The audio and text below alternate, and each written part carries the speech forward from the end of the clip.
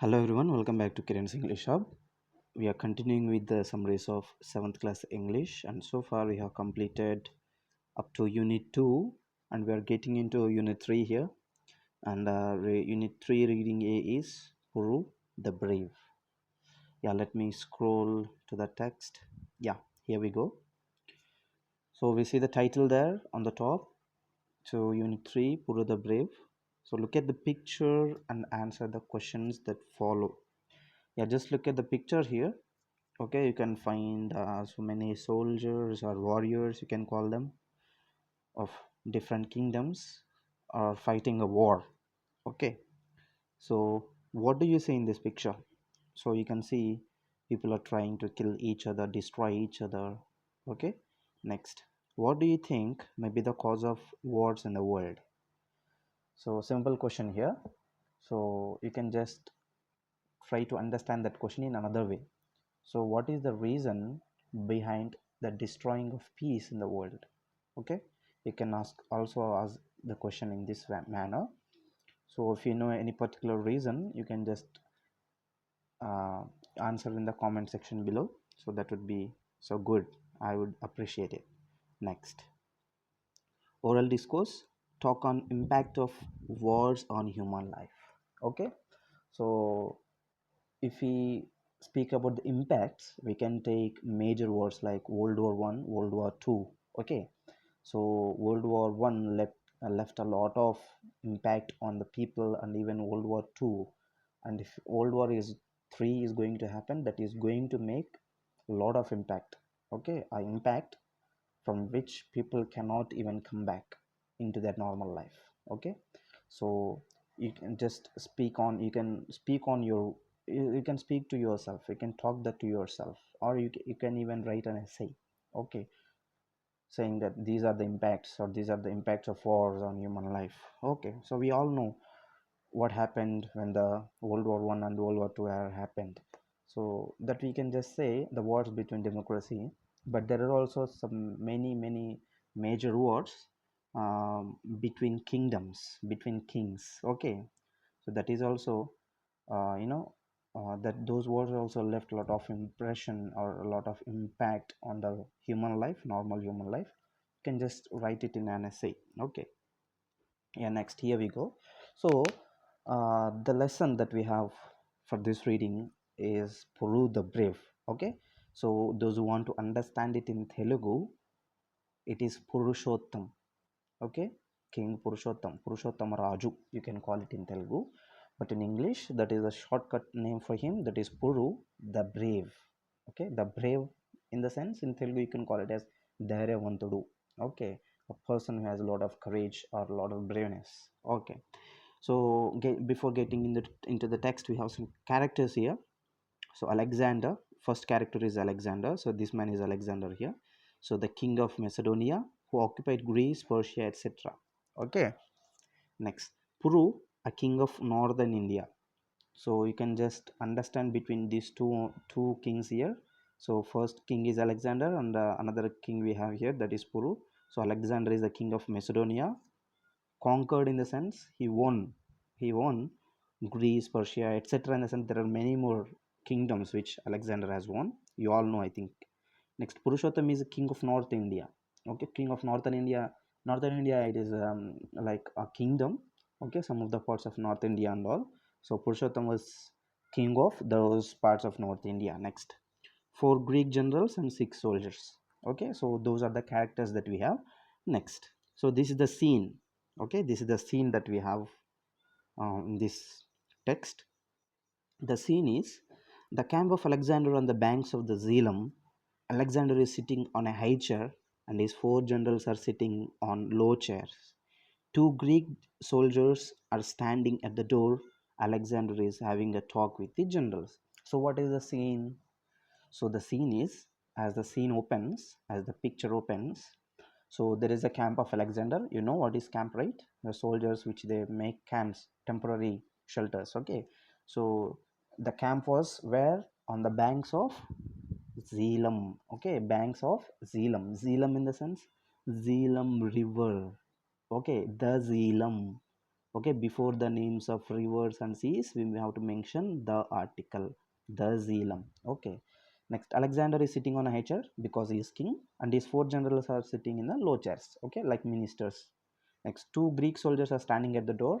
Okay, those who open the door and they greet the people who come inside. Next, Alexander is having a talk with his generals.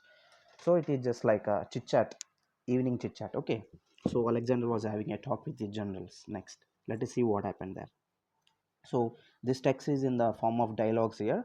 Please do understand it very much carefully. It is very very nice and a historical lesson that we have in our text. Okay, so Alexander, the Battle of Zealand will go down in the history of our country. First general, it will go down in the history of India too. Second general, it will go down in the history of the world. Third general, I have never fought such a battle before. Fourth general, I haven't either. Until the last moment, I couldn't believe that we would be able to defeat the army of Puru. So, what do you understand with these one, two, three, four, five dialogues? Alexander's one dialogue is there, and first, second, third, fourth general dialogues are one, one, one. Okay, so totally we had come across five this one dialogues here. So we can simply understand that the battle is over. Okay, the war is over. Okay, and this war was called as Zealam War. Okay, why it was called as Zealam War? Since the war, this particular war, was fought on the banks of river Zealam, it is called as the Zealam War. So the war is over. Okay, so now the war is over. So after the war, Alexander and his generals were having a talk about the war, what happened during the war, in the war, and after the war. Okay, everything they were discussing after the completion of the war. Okay, just like after working whole day, we just have some chit chat in the evening, right? So it is just like that. Okay, so everybody is praising about the war. Okay, first general is saying it is one of the historical war in the history of India. Second general is saying it will make down, in the sense it will be remained as one of the greatest wars in the history of the world. Next, third general is saying I haven't fought such battle till now. Fourth general is also saying I haven't either. Okay, he also hadn't fought that type of war. And that till the last moment, fourth general says, till the last moment, he didn't believe that they would win. Okay, he thought that Puru's army will, Puru in the sense Purushottam's. Okay, Purushottam kingdoms will win. Okay, he thought like that. Next, Alexander. Yes, it has been a great battle, perhaps the greatest of my life. Alexander said, I have undergone so many wars, I have waged so many wars against so many kingdoms, but this particular war will remain as the greatest battle of my life. So I must say every Indian soldier fought like a tiger. Just imagine the war skills and the war ideology. See, though Indian soldiers, Indian kingdom and the Indian king Purushottam has lost in this war, Zealam war, alexander praised Alexander started praising all the Indian soldiers. What is he saying? All the Indian soldiers fought like a tiger. Okay, so first general, they fought like devils, your majesty. Okay, first general is adding little more. Okay, they fought like devils. Alexander, the Indians are good soldiers. They know how to fight. They fight better than our man. See, this is the one of the best compliment that any enemy kingdom's king would give to another king who is defeated. Okay, Alexander said Indian soldiers are very good soldiers, and he is also saying Indian soldiers are better than Alexander's soldiers. Okay, see the compliment there. Next, second general, but their generals aren't so good as ours. Okay, second general added saying, of course, soldiers are very good, but the generals aren't so good. Alexander, if you mean they aren't so brave as the Greek generals, I don't agree with you.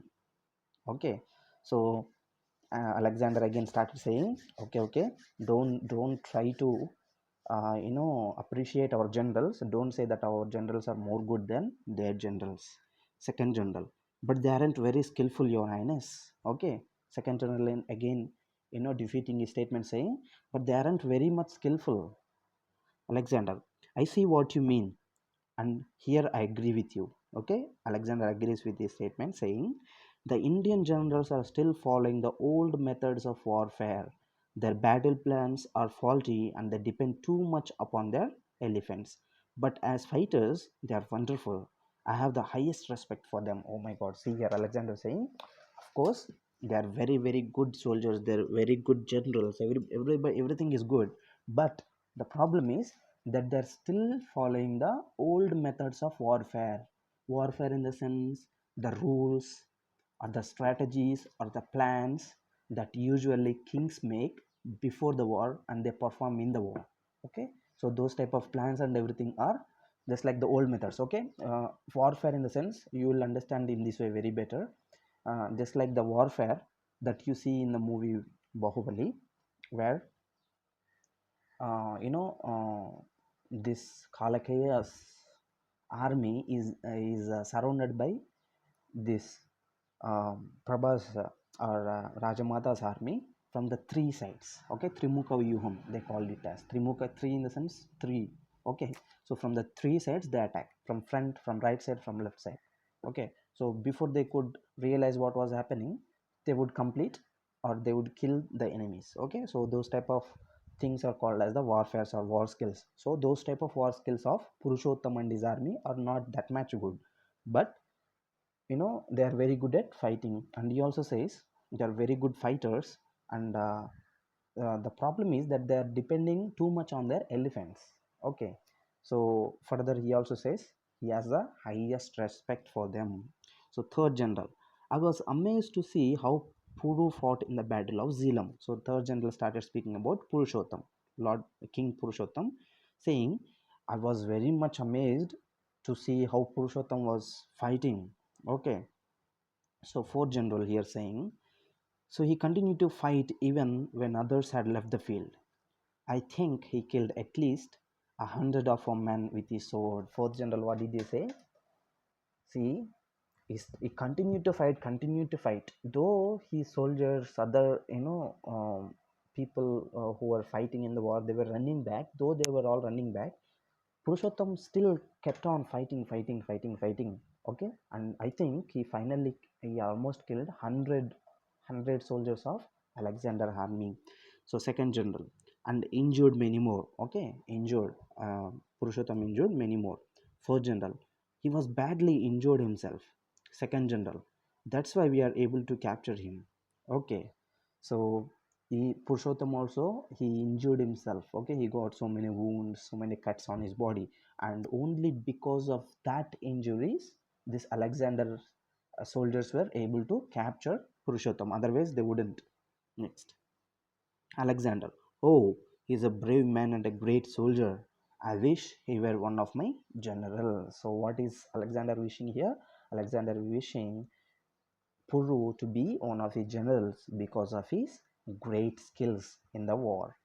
Next, second general. He is a proud man, your majesty. Alexander. A soldier is not a soldier if he is not proud. I am not angry with him at all, but he was not frightened. He was not frightened by the news of my victories and refused to bow before me. So, what is Alexander saying? Alexander is saying, see, when second general says he is very proud man, Alexander said a soldier must and should have proudness. And also, I am not angry with him. Okay, I am not angry with him. And another thing is, Puru was not at all frightened with the victories or with the danger that Alexander is having. Okay, Alexander till then has won so many wars, he killed so many great kings and all, but Purushottam is not at all afraid of his victories and all. Okay, so because of that, Purushottam was not afraid and he was not even, agreeing to bow. Okay, bow in the sense to, show their respect to someone. Okay, so he's not even ready to bow before me. Next, first general, he will be brought to your majesty soon. Let us see how he behaves. Okay, first general said, we have already captured him. Okay, fine, he will be in front of us very soon. Alexander, I am sure he will not behave like coward. Okay, Alexander said, I am sure he will behave very well. He will not behave like a coward. Okay, coward in the sense the person who doesn't have much knowledge or who behaves with irrespectness. Okay, next. So meanwhile, On the background, a soldier enters and bows to Alexander. Soldier says, "Sir, Puru has been brought to the camp." Alexander, here, has he been put in chains? Okay, now Alexander is worried about Puru. He is asking the soldier who said, Alexander, this Puru has brought to the camp. So Alexander is asking, did you put him in chains?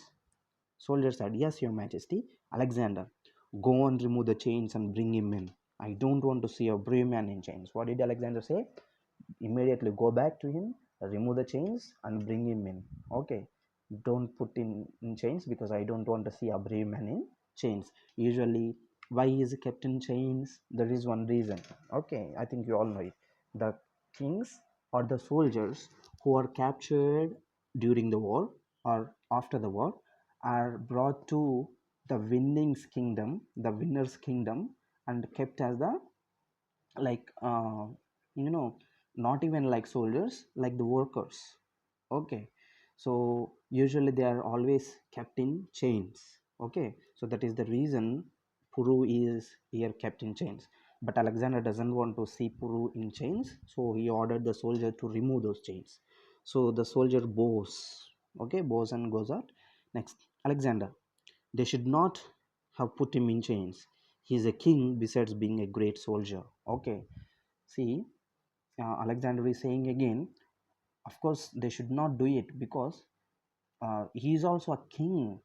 Being a soldier, besides being a soldier, he is also a king. How can you put him in chains? Okay, that is not a righteous way. Go and remove the chains, he said.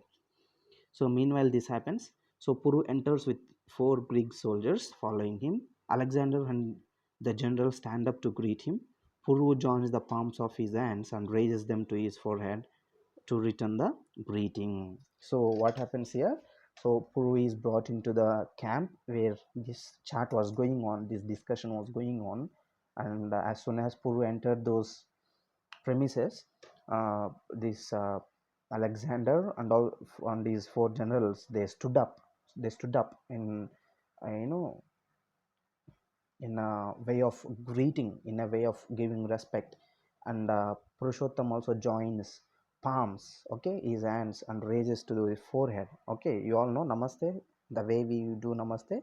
Okay, Purushottam has done in that way to give respect, okay, to them. That is very nice, right? Next, Alexander is speaking now to the soldier. You may go. So the soldier bows and goes on. Next, Alexander to Puru. Well, how are you, king? This conversation is very, very interesting, and this is the very beautiful conclusion that we have. Okay, so keep your attention completely here. Yeah, Alexander to Puru is speaking. Well, how are you, king? Puru, my name is Puru. Okay, when Alexander said, how are you, king, he said, I am not king, my name is Puru. Okay, so Alexander, all right, are you sorry for the mistake you made, Puru? Puru is saying, I made no mistake, sir. Okay, he's speaking as though he didn't do any mistake. Okay, though till then he had fought with the Alexander and his army, he was not at all afraid with the questions that Alexander is asking. Okay, he's directly saying, I made no mistake, sir. Alexander, didn't you reject my proposal? Puru, I did. I refused to be your vassal. Okay, so what was the proposal made by Alexander? So Alexander, he used to send some type of proposal to the kings before he would go for the war. Okay, so what was the proposal? He would send proposal like this. Okay, he would have sent like this: Purushottam, King Purushottam, surrender your king and your kingdom and your soldiers to me, and all your kingdom to me, and be my general. Okay, he would have sent the proposal like that, but Purushottam rejected it. So since Purushottam rejected the proposal, there was a war. Okay, now Alexander is asking questions regarding those proposals. Okay, so now Puri is saying, I did. Okay, yes, of course, I have rejected your proposal because I don't want to be your vassal. What do you mean by vassal? Like servant. I don't want to be your servant. I'm an independent king. I'm a king, and my kingdom should be independent. Okay, I don't want to be your general or your vassal or your worker. Okay, Alexander, do you know that many kings have gladly agreed to be my vassals? Okay, Alexander is trying to make some trying to show what his greatness is. Okay, so he's also saying in a way, so don't you know about so many great great kings and kingdoms, those who have simply surrendered their kingdoms to me? Puru. I know that, and I also know that none of them is Puru. Okay, so what is he saying? What is the dialogue? So he said, of course, I know about all those people who have surrendered, but I'm not, they are not Puru. Okay, of course, what he wants to say is they don't have that much of braveness like I have. Okay, so that's what he wanted to say. So in order to say that, he said, of course, I know that, but none of them is Puru. So first general, softly to the second general, is saying, he is indeed a very proud man. Alexander, don't you realize that you are my prisoner? Okay. So when Purushottam is speaking in such a way, the way the like Purushottam is not in the kingdom of Alexander, and Purushottam is not even defeated. Okay, so the conversation that Purushottam is making now with Alexander is just like this. Okay, so he's not accepting himself, as a capturer or as a loser. Okay, yeah, I do, but that doesn't make any difference to me. I'm still the lawful king of my country. Okay, so see here, Purushottam is again telling, of course, I know that I am your prisoner, but still I'm the lawful king of my country. Okay, so Alexander is impressed here and is asking, how shall I treat you? Purushottam, as a king should treat another king. Okay, when Alexander asks, okay, fine, everything is good, so how shall I treat you? Shall I treat you as my friend, as my enemy? How? Okay, so here Purushottam said, as a king should treat another king. Again, Alexander, Puru, you are a brave man. I am pleased with you. Pleased in the sense, I am very happy to have you here. I want to make friends with you. Will you be my friend to me? Will you be a friend to me? So now Alexander is completely impressed with the braveness and with the attitude and with the greatness of Purushottam, and Alexander himself is asking Purushottam to be his friend. Okay, Puru, on one condition. See, usually do we keep any conditions when we want to make friends with others? No, no, no. But here Purushottam has one condition. What is that condition? Alexander, what is that condition? Puru, my kingdom should remain independent and you should treat me as your equal. Okay, so Purushottam here said, see, though I am a captured king, you should not treat my kingdom as a low kingdom. My kingdom should remain independent. You should not rule my kingdom, and I should be treated as equal to you. Okay, I should be getting the same respect and same, you know um, treatment as you are getting. Okay, so I should be equal to you. Okay, I am a king and you are also king. We should be treated equally. Next, Alexander agreed. After a pause, so he said agreed, and he took a pause a bit. I am proud of your friendship, my brother. So finally he has named an enemy. Okay, simply an enemy as a brother. So Puru, I will do my best to be worthy of the friendship of Alexander the Great. Okay, so again, um, Puru has said a final and fantastic dialogue, since Alexander is not just called as Alexander, but he is called as the Alexander the Great. Why? Because he was just like a king. He was just like any other, not like just like other any other king who has lost some fights, who has won some fights, but Alexander won almost all the fights that he has waged against any kingdom. So he was called as Alexander the Great. So Puru finally said, so I will do my best to make worthy of our friendship, dear Alexander the Great. He said that, and it is the conclusion, a very, very beautiful and a serious note that we get between the discussions of Alexander and Puru is this. And finally, the generals bow to Alexander and Puru. Why? Why did the generals and might be other soldiers also bow to Alexander and Puru? Because Alexander agreed Puru to be his equal.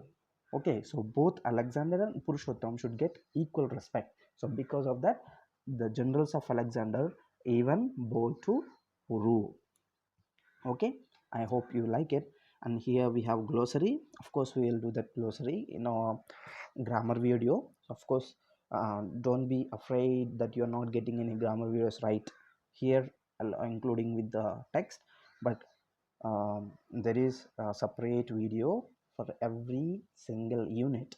I will make a videos very soon, and I will upload them. So to get the notifications of all those videos and further lessons, do subscribe do subscribe to my channel, so that we'll get all the notifications. Okay, so I hope you like the video. So if you like the video, just hit on a like, and see you all in the next video. So until then, God bless you, take care.